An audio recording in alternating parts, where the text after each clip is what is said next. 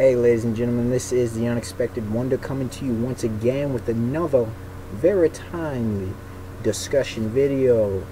And on this one I will be answering the somewhat controversial question of, is One Piece a masterpiece?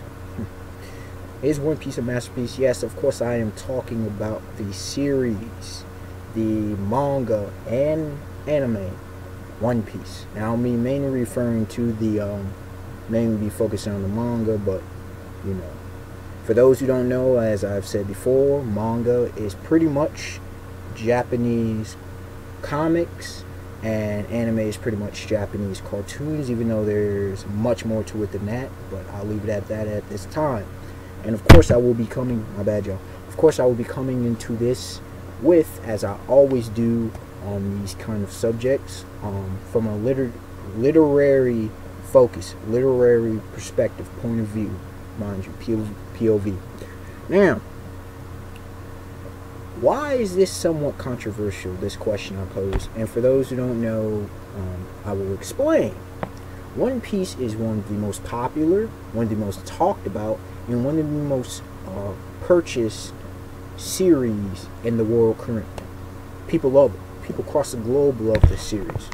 You know, when something is this popular, this talked about, and this sold, of course there's going to be, you know, fanboys, fangirls, the tards, as people call them, the obsessive ones. And of course there's going to be people who are uberly critical, super critical of the series.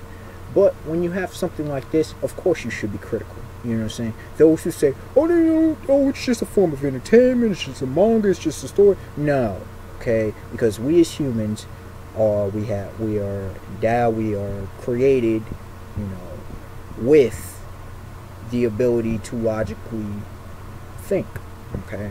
The ability to use logic, reason, you know. We critique everything, or at least we should. Pretty much everything. You understand what I'm saying? We should have a reason for why we like something or dislike something. So I'm not against people who say it is not a masterpiece, and I'm not necessarily agreeing with some of the reasons for people who say it is a masterpiece. But I will break down to why and answer the question. First of all, as you could probably tell, as you've seen on my channel, I do believe One Piece is indeed a masterpiece. I believe I've said it before in comments, I've said it before and maybe in one or two of my videos, okay? One Piece is a masterpiece. But why do I say that? I don't just say, oh, it's a masterpiece and leave it shut, okay? I'm not the only one who thinks it is, but I guarantee you I'm one of the few people who really have legitimate reasons as to why it is.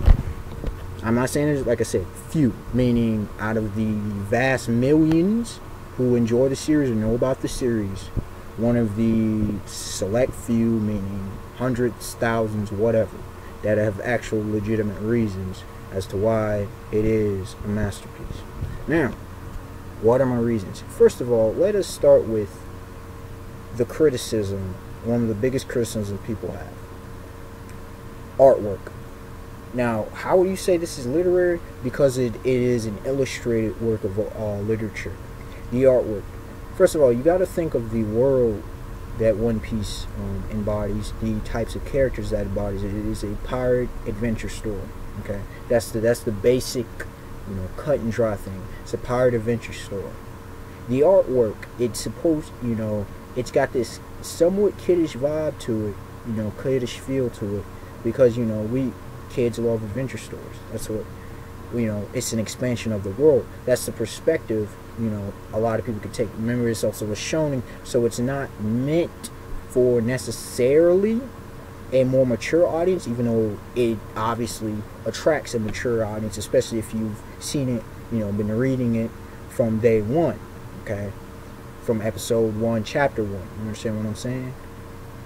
It's meant to, you know, work for a child at the you know, it's attractive to a child. The artwork I'm talking about. Now, moving on. So the artwork does fit for the series. Now, it wouldn't fit, for example, a series such as Naruto. It wouldn't fit for a series such as Toriko, Hunter x Hunter. Just naming some of the, for Yu Yu Hakusho, for Dragon Ball, You know, even though it's similar in some ways to some of the older ones. And remember, this series was created, it was started in 1996. So you're coming after the wake of your Yu Yu Hakusho. You're coming after your wake of your Dragon Ball. You're coming after your wake of your Rurouni Kenshin and your Inuyasha. Even though I'm seeing the last two series I mentioned, I'm just explaining some of these series back in the day. Okay, you're not coming in the era of Attack on Titan. You're not coming in the era of Magi, the Labyrinth of Magic. You're not coming in this new era. Okay, we got to backtrack a little bit. So remember the times. It's a product of its times. Now, when we look at it, we look at the beginning. Like I said, I mentioned it's an action adventure story. It's an adventure story, and I say it's one of the greatest adventure stories ever told. You know, you look at the whole goal is to capture One Piece. Still to this day, we have no clue. We have guesses, we have theories, hypotheses as to what One Piece is, based on the hints, foreshadowing that Ichiro Oda, the mangaka, manga writer, manga author of One Piece, has dropped along the way. But the whole thing is that's the thing about the adventure. We don't know exactly what's at the end of the story, at the end of the series. So that brings, you know, a sense of curiosity, which is beautiful for an adventure story. Okay, there's that. That's what it has. You have also we start off with this interesting thing about devil fruits. Devil fruits.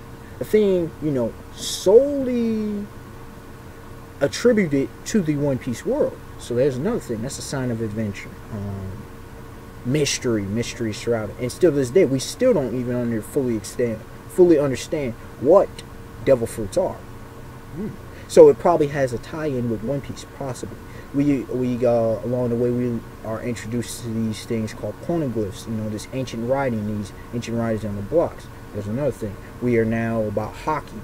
You know, it's, even though it's kind of similar to Nin and Hunter x Hunter, to Kai, however you want to say it, and Dragon Ball, to Spirit Energy and Yu Yu Hakusho, to a bit like Chakra and Naruto. But it's different. Everybody has it, but only a few people know how to fully able to harness it. So it's kind of like Hunter x Hunter in that way. Different still to the, you know, and it breaks down the subdivisions, and that provides more complexity. Okay, I like those elements. So with just those four elements I presented: One Piece, the mystery around that, the devil fruits, the poneglyphs, and haki. We have, oh, and another huge element that pushes along the storyline: the Straw Hat. Okay, the Straw Hat, even though we kind of understand it came from Shanks, red-haired Shanks, and it came to Shanks from Goldie Roger, who was the original Pirate King, which Luffy is trying to become. That's his main goal. There's more to that Straw Hat, you know. And then there's and then the Will of Deep. And as you can see, I'm presenting more and more elements. It gets deeper and deeper. So the complexity of the elements. So it's not just an adventure story, you know, we just going to sail and we're going to find it. No, there's complex elements to this. There's motifs. There's and then I will get into also the themes. I will get to that in a second. Let me go deal with the criticism. The first part, uberhiari, you know, a lot he criticizes in two ways, and I will deal with both of them. And link in the description to his video. It's whether One Piece is a character-driven narrative or it's a plot-driven narrative. Okay, and in the first sentence, he said it was a character-driven narrative, and when he explained it, I'm like, okay, you're all right. It was a character-driven narrative, but now that we've entered a new world, you know, pretty much the second half of the story, the largest sea in the One Piece world, I think we see a transition, a shift. We saw it beginning over right before the time skip, when you had coming off the Marineford War and coming off of Luffy's, you know, relative. He had the recover, and then we get the time skip. Then we see Fishman Island. It's now become a plot-driven narrative, and like I said, he explained what both of those are, so I'll let him do the better analysis of that. But like I said, now that we are further into One Piece, now that we're on, we see it's not just about the Straw Hats. This world, like, you know, it's there's a series of events, simultaneous events that are going on in the One Piece world that are now driving the Straw Hats toward ending. Before, they were just cruising along at leisure, pretty much. Okay? Now, for example, we go from Punk Hazard to the Dressrosa arc. I'm not going to spoil it for those who don't know about what happened if they're anime-only viewers, for example. But if you remember in the manga, the reason why they're at Dressrosa was not necessarily voluntary. Remember that. Y'all remember that. And also, I'd like to another point uberhiari often criticized. Now, remember, this was a couple years ago when he made these videos that he made. And I love Uber. You know, I have to disagree with him on some things, but most of the things he's spot on. When Uber was talking about, you know, 50 volumes, and you know, we don't see any development of Monkey D. Luffy, you know, the main protagonist. We don't, you know, it's the same repetitive formula. We go from island to island. We beat up the bad guy. Now, in both those instances, I will say he is wrong. See, he without even saying it, I don't think he doesn't call the series trash, because he talked about world building, which I will deal with later. Okay, he praised Oda very highly for his world building, as he should, because I don't think I've ever seen better world building than what Ichiro Oda has done in this story, in this series One Piece. But he was wrong when he talked about his two super critical points of One Piece. Okay, he was wrong when he said, you know, yes, at times it does have slow plot progression. If you, I'll upload a video, you know, tonight, whenever. I uploaded my latest video before this one. I talked about the Foxy arc. Now that definitely, slow plot progression. Yes, unnecessary in a lot of ways, but the whole thing, you know, going from island to island, you know, the characterization, whatever. It's like, people got to remember, it's like, what do you want out of a story? You want the excellent world building, but you don't want the characterization of a lot of characters. To me, the characterization, maybe this is just me, the character, remember, this is an adventure story. We're going on adventures into other places. Now, also remember that this is a shonen battle manga, which means what do people come and expect? Fights. But are fights the emphasis in One Piece? No, they are not the emphasis in One Piece. The emphasis in One Piece is traveling along, discovering the world, blah, blah, blah. Fights do come, because also remember this, and a lot of people criticize One Piece for not having deaths and killing and stuff. They're fighting pirates for the most part. The Straw Hats are fighting other pirates, as you would expect. They're warring against other pirate crews or other pirates. What part of that is hard to understand? This is a battle manga. They are pirates. Of course we're going to fight on nearly every island, if not every island. Of course it's expected. If you didn't do that, if you didn't have the action, for example, for those who are up to date with the Dressrosa arc, there's a controversy, and I may deal with a video, my next video, on the Dressrosa arc controversy, and a lot of people are, where the action at, man? What, action junkies? Where the epic fights? When the next epic fights? You understand what I'm saying? Ignoring the literary, somewhat genius that's going on in the Dressrosa arc. You understand what I'm saying? So you have to pick. You can't be too picky when it becomes with stories. Now, with that being said, going from island to island, arc to arc, like I said, the focus on those arcs. Now, they just so happen, you say just so happen, it's that one of the themes, and I will get into, but I'll introduce my themes part in this one. One of the themes of One Piece is fake. Because, understand, because of those fights that you see from arc to arc, is why Luffy is who he is today. It's why he's able to potentially take on the New World. It's why the Straw Hats in general, it's how a lot of the Straw Hats met Luffy. It's how joined his crew. It's how you know, he's got where he's gotten his reputation, which actually helps him into achieving his goal. So they're not just meaningless fights. It's not just some generic formula just being used over and over again. It has a purpose. Understand that it has a purpose for the world that we live for, that he lives in. For example, Uber talked about, you know, I understand it was a war, but he talked about Gundam, how, you know, love Gundam. What does Gundam do? A lot of fighting. Just being real. A lot of fighting. Okay, what's wrong with a lot of fighting? What's wrong from going to island to island and fighting? At least, you know, we can expect that. There's something to be expected. There's something to enjoy and get you hyped for. Every week there's a potential some crazy fight going down in One Piece. So there's that. Enough with that. And also he talked about Luffy, the main protagonist, you know, protagonist Luffy, Monkey D. Luffy, not having character development. That is actually just a flawed statement. Now see, with Luffy, you gotta understand his character. He comes in to the story of One Piece already powerful. That's how he was a pre-packaged character, okay?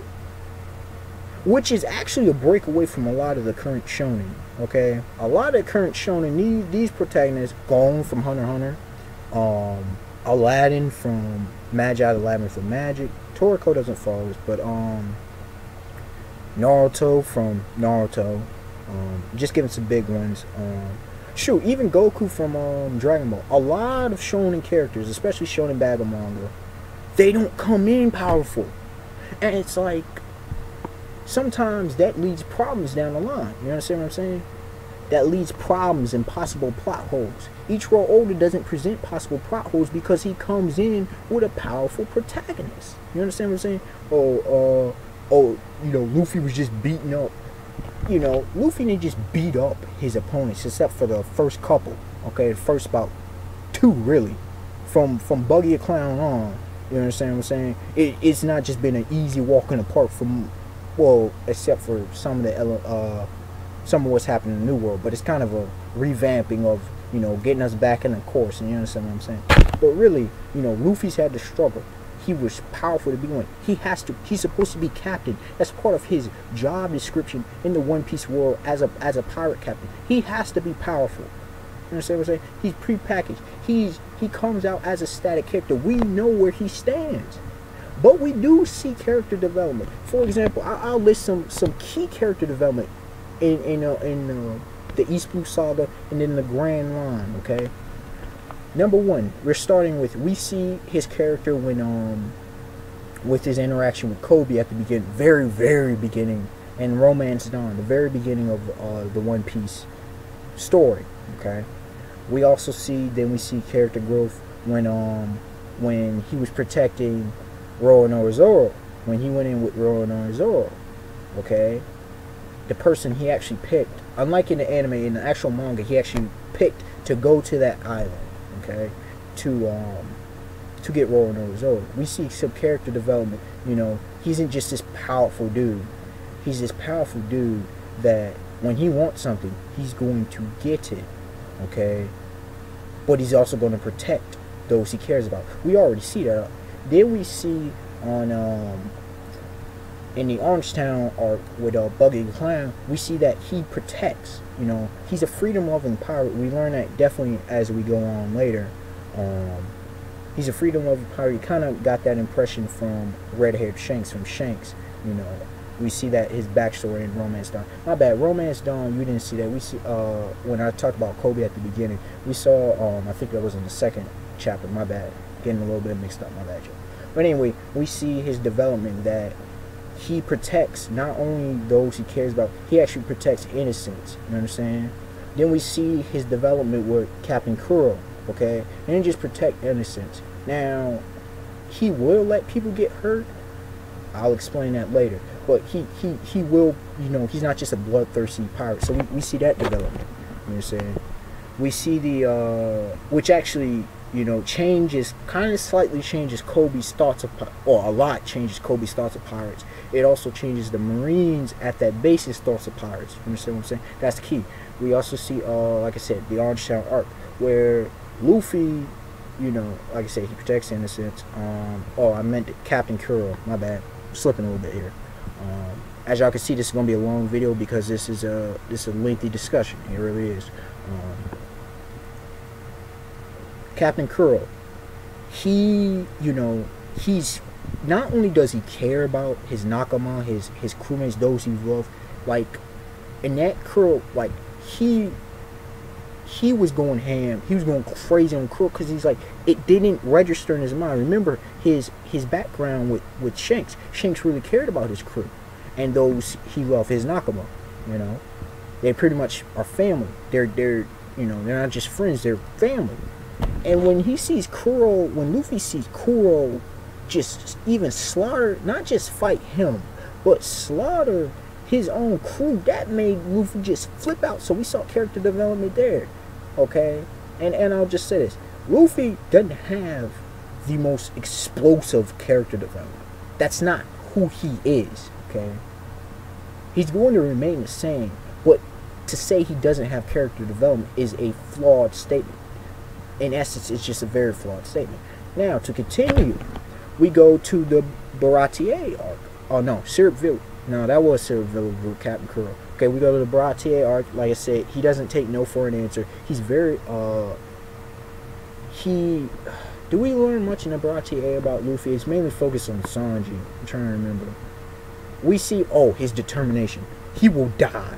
And then we see Zoro, rolling over Zoro, his somewhat battle with Dracula, Hawkeye's Mihawk. You understand? And then we see he even vows to defeat, you know, it's not just he will be, with Zoro we don't just see that he'll just become the greatest swordsman, that he vows to definitely beat Mihawk, okay? But we see Luffy, he's willing to die. Both of them are willing to die.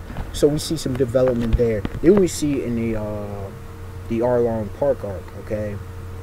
Yo, like, he will even go all out and defeat a dude because of one Nami. Because Nami, you know, of her just check out One Piece and Nami's story, man. I don't even want to get into it again on this video, because Nami's story is just, oh my goodness, that affected so many people, including myself.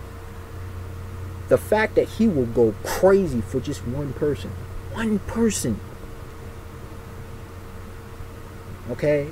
The fact that he took a hit from Nami, you know, he took all that crap from Nami, and then Nami just asked for help, and he's like, yo, take my straw hat, which he values, and he just, you know, it shows his character as a man, okay? That wasn't just a captain, it was about it as a man. Then we move on to Log Town, and then we see, oh yes, you can't forget, you know, a lot of times people forget, even myself, about Log Town.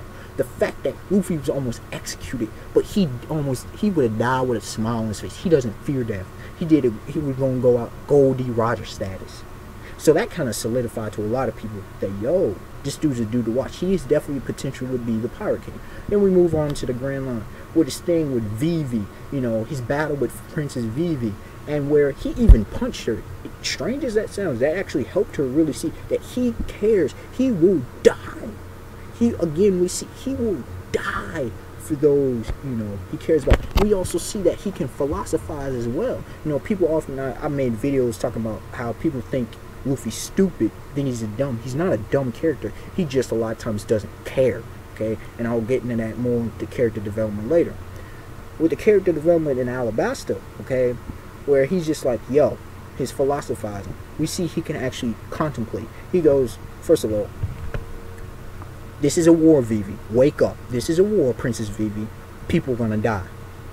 My purpose is to, in his words, kick Crocodile's ass. We find out later he's Sir Crocodile. He's the first of the Shichibukai that Luffy ends up beating, okay? And the Shichibukai are the 7 warlords of the sea. They're 7 pirates that are aligned with the world government, and they provide balance throughout the One Piece world, okay? Just short backstory on them. Background information. Anyways, Luffy's like, if I don't defeat Crocodile, he made her think of the broader perspective. Not everybody's going to come out of this alive, okay? It's not just about Crocodile, it's the people as well, too. You understand that? Vivi, wake up. But not only that, if I don't defeat Crocodile, it doesn't matter.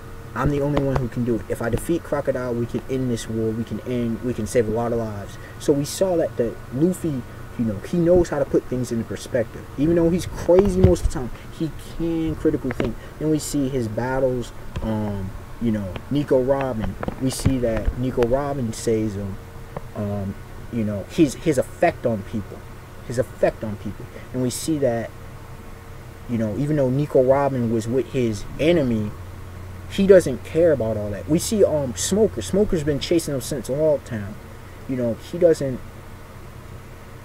care about how people are enemies. He's a very carefree, he's a very forgiving gentleman. You understand what I'm saying? If you haven't harmed, you know, people who are close to him, he's readily forgiving. We see that he's highly adaptable. We see that he's intelligent because he figured out the whole water thing against Crocodile, and then we see the whole thing with Blood at the end. So we see great character development for Monkey D. Luffy in the Alabasta arc. Then moving on, and did I forget? Did he have anything in the Baroque Works arc? I don't really care about the Baroque arc. The Baroque Works arc. Oh, we did see something interesting in the Baroque Works arc that I will mention. That came right before the Alabasta arc. In the Baroque Works arc, Luffy, he even fought Zoro. And him and Zoro like this, okay? He fought Zoro because he thought Zoro was needlessly killing. So Luffy will go against whoever. Luffy don't care, okay? In a lot of ways. Then we're moving on from Alabasta. We move to the Foxy arc. You know, I ain't even gonna talk about the Foxy arc. That ain't good. Just the Foxy arc. But the Skypiea arc, where he sees, you know, we see Luffy taking. We never seen Luffy on Mark Island. We never seen Luffy take hits. Luffy and Roronoa Zoro just stood there like bosses, just took the ridicule amazing, because he's like, yo, the fights weren't worth it. And we see on Jai Island. But when somebody came to threaten again, we see Luffy, even if he meets somebody, if he likes somebody, he's going to protect that person. He's going, you know, he's going to restore their honor, which he, the famous one shot he did on Bellamy. You understand what I'm saying? Then we go up to Skypiea. And Luffy, we see that Luffy, you know, he's not a, and I say Luffy, I did a video a while back, about probably a few months back, you know, about Luffy is a new kind of character because he's neither a hero nor anti-hero, okay? He does very, very many heroic things, but his morals are times highly questionable. Oh yeah, he is not always on the moral side of the law, moral side of things. First of all, he's a pirate, but secondly, he's not always on the moral side of things. You know, you have the Skypiea arc when he's ready to steal, which they do, even though it technically wasn't stealing because they were going to give him the gold stake. It doesn't matter. He was stealing. He's a pirate. He's like, yo, I'm a pirate, I'm going to steal. We see the fact that hidden, you know, we see, oh, another character develop. He does, unlike Zoro, who's an agnostic, Luffy does believe in some higher being, you know. That's just a throw in. Something extra we learned about that. We learned that Luffy, you know, he understands chemistry because he did not run away from Inaru Anel's lightning attacks. He understood rubber, and something. I actually learned something I did because I didn't really realize rubber, but you know, I forgot about it. You know, lightning does not affect rubber. So there was that. We learned that Luffy understands basic chemistry. So he's not stupid. You understand? And moving on from that, and we also understand that he's like, you, Anel, my bad, y'all. You are so-called a god? What kind of god would treat people like this? Would treat them like trash? Then we move on to, you know, his thing with Aokiji, how he takes losses. Luffy doesn't take losses very well, but he recovers. So that's the thing. He recovers and he gets better and he gets stronger. After his loss with Aokiji, that led him to learning Gear 2nd and Gear 3rd, which he's like, yo, I had to learn this to be able to protect my Nakama. And we see, which actually we see the Enies Lobby arc. Anyway, in CP9, he went to battle with Usopp because Usopp was challenging his right as a captain. Again, Luffy battles another one of his crewmates because Usopp was being disrespectful and causing chaos on the Golden Mary because of the Golden Mary had, and also he was challenging Luffy's authority. So we see more character development, yo. Then we go into to the Enies Lobby arc, okay, where Luffy again, he goes all out to save one. Okay, he also forgives Frankie, okay, because Frankie was initially and even Frankie joins, just like he did with Nico Robin. You know, they were both originally antagonists of Luffy, but he joined. You understand what I'm saying? He allowed them to join his crew. He fought for them to join his crew. See, once we also understand, definitely once Luffy makes up his mind, that's it.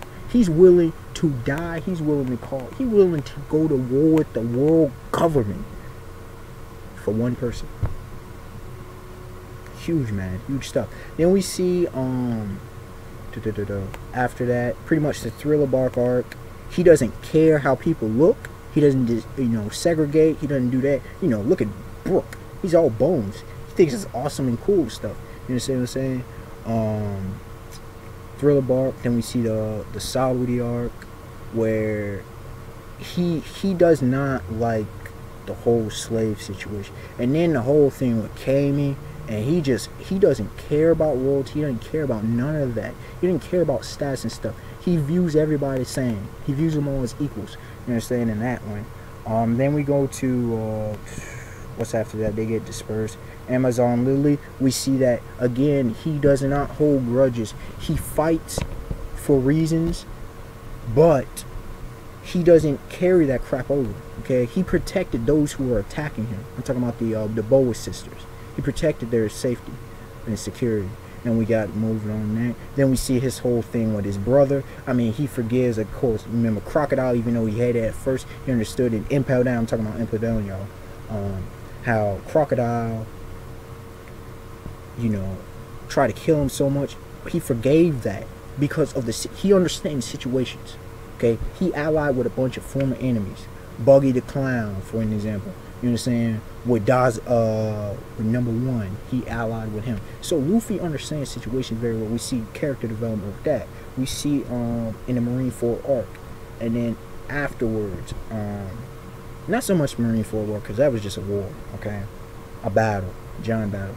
And then Return to Sabaody arc, we see Luffy he's mentally just snapped. Like he just snapped because of the death of his brother. Don't know his real brother, but pretty much his brother. Porteous the Ace, okay?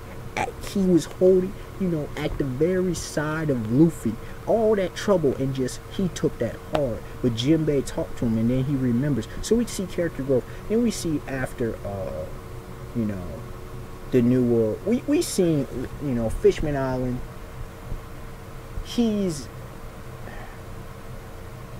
What I'll say about Fishman Island is it's not so much focused on Luffy, but what I will say is we see that his grasp on being a leader, and then we see Zoro tell Luffy, he's learning the responsibility of being a leader. So as you could see from this long segment, I was talking about the character development on Monkey D. Luffy all throughout the series, obviously, because I just spent that time. We're only a few arcs into the New World. That's why I really haven't gotten to it. And I won't deal with Punk Hazard because I don't want to spoil it. Anyways, character development all the way out. So, flawed statement. Now, to the, what I want to say, themes of One Piece. So many great ones. So many great ones. I'll deal with, what do I start with? I'll start with my favorite, personal favorite. Justice. The fact that Sengoku said something after the Marineford War. He said, justice, something along these lines. Justice is Sengoku was the fleet admiral, then he retired. Anyway, justice is dependent on the view of the current generation. Doflamingo, Don Quixote Doflamingo, which is the primary antagonist in the manga right now, he said way back when, or no, was it way back when? I'm trying to remember. Was it on the Marineford? He said on a couple different things when he talked about justice. Those who hold power determine what is right and wrong. Some key stuff. The fact that justice isn't in the real world sense, not inferior stuff, but in the real world sense, in reality, justice can be manipulated. Depends on who runs this, who calls the shots. So, justice can be evil, or it can be on the side of morality, on immorality or morality. That's factual stuff, and that got me to really think. I'm like, Then we see the themes of freedom above all else. That's the thing about Luffy. He's about freedom above all else. You can't tell me what, I'm going to do what I want, how I want it, when I want it. Try to stop me. That's one of the things, and that's the thing about Whitebeard. But there's a lot of characters in One Piece like that. There's the thing about constantly about corruption in the in the Marines and in the government. Government's hiding things. Treating people, warding over them, whatever. But then you see these difference where you have Marines who are actually good. You got your guard, your smoker, you got your Sengoku, you have probably Kong as well. There's a conflict in the Marines, okay, of and then there's various thoughts on justice, dark justice, absolute justice, justice depending on the situation. There's that. There's the themes of slavery, and it deals with slavery, it deals with discrimination. We see that with Fishman Island, or the whole Fishmans and humans thing. We see that. We see also dealings with the area of God, of the spiritual philosophy, where Inaru, what God, what does it mean to be a God? What does it mean to be a leader? We see that kind of thing. What do we expect out of a God? What are some of the other ones? Because there's many. I'm just trying to think of some of the main ones that have impacted me at least. There's a lot, like I say, there's a lot, and trying to go through the whole series, it's hard because there's so many. The thing about war, the thing about people are gonna have to die. People die, okay? And actually, some people's deaths, for example, Portuguese the Ace, Firefist Ace, and Whitebeard, Edward Newgate, okay? 2 men's deaths started a whole new era. Goldie Roger, the Pirate King, he died, 20 years ago, 22 years ago now, I believe. He died, started a whole new era. So the effect of one man can have on the world. Mind you, Dr. Martin Luther King, for example, Jesus the Christ, Gandhi, and you get what I'm saying. And like I said, I don't want to bore y'all. But then there's also the idea, and the huge one, the last one I'll mention as far as things, the individual versus the group. The importance of both the individual and the group. We see that the Straw Hats embody that beautifully. Each has a role. Each is important, but the whole group is important. We see that clash a little bit. We see that the beautiful example of that sometimes that clash is Luffy versus Usopp on Water 7. Usopp was being selfish. Yeah, they all care about Mary. Oh, and character development when Mary died, when Mary had to burn. Oh, that scene that made me cry. Just throwing that in there. Okay, but we see that there's so many things that One Piece does. So literally, it's deep. And the last points I would like to talk about in this video, like I said, this video could be another, like I said in the other one, this could be probably a 2-hour discussion. All right, y'all. Okay, but I don't want to bore y'all. The last part I would like to talk about is Oda's world building. Yo, I mentioned the elements at the beginning of the series. The One Piece, the beginning of this video. One Piece, the Will of D, the Straw Hat, the poneglyphs. What else did I mention? The Devil Fruit Haki. Oda's made some very interesting, that allowed these to be subplots, these mysteries. We have the Yonko, the 4 Yonko. Kaido still definitely remains a mystery. We still haven't seen his face. We've at least seen the outline of Big Man. Okay, we see the Yonko. We see, the power structure. And this ties in with the theme in Oda's world building. He ties into things beautifully, fluidly throughout the story. And also his amazing foreshadow. He foreshadows, good Lord. No, Lord knows this man has been gifted with the gift of foreshadowing like no other, pretty much. I mean, he's up there. But his world building, elite class, just as uberhiari said, godlike. His world building and his foreshadowing are probably the 2 biggest parts of why One Piece is a masterpiece. Okay, his world building. Oda has made several things. Even though, like I said, this starts as a pirate adventure story, he's made some elements specific to One Piece, the world of One Piece. The fact, catch this thing. A lot of people are talking about 6 different moons on the One Piece world. 6 moons?